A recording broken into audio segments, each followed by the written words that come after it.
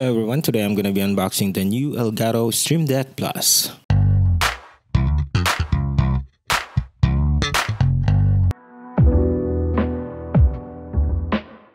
In the box it comes with important safety instructions.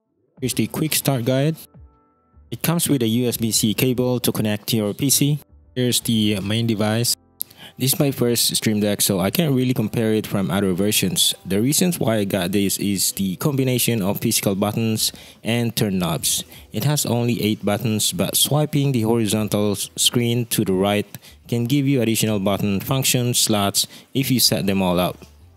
This device comes with 8 buttons that you can use to launch apps, to play music or sound effects, change scenes, to mute your mic and speaker, and other shortcut that you use in your apps. At the bottom, it comes with a 4-button turn knobs. You can program it for your volume adjustments. You can also use it in Premiere Pro or Photoshop to make incremental adjustments. You can also set up these knobs to cycle multiple functions called dial stacking. For the horizontal touchscreen, you can swipe left and right to switch to your programmed set-off function.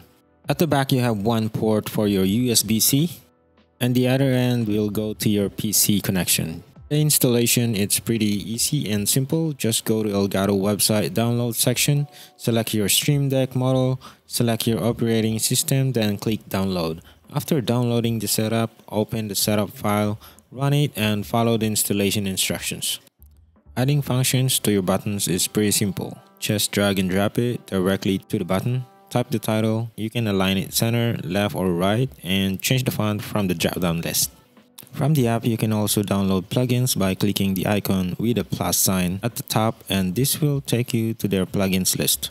From the list, you can find a ton of plugins, and you can simply add them by clicking the blue install button. Below the plugins tab, you have the icons tab.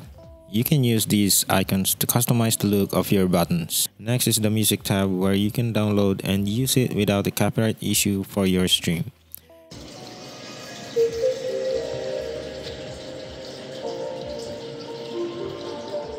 And for the last tab, you have the sound effects library available for you to use for your stream videos. For the touchscreen background, you can also change it by right-clicking it, then choose from their library or use your own image for the background. One of the best features of the turn knobs is the ability to store multiple functions called dial stack. From the function key list, just drag the dial stack from the Stream Deck category and drop it to any of the available turn knobs. After assigning function to your knob, you'll be able to drag and drop multiple actions from the right list, and in this example, I will add 2 functions, brightness and temperature. After dragging all the functions that you like, you'll be able to change the title and the group name title. To use the dial stack, just press the knobs multiple times to cycle all your assigned functions and just turn the dial to adjust its settings. I've been using this Stream Deck for 1 week now, and for my first impression, this is definitely a game changer for my workflow. I've been using my keyboard for Streamlabs hotkeys for a while now, and sometimes I keep forgetting the shortcuts that I assigned for a specific function.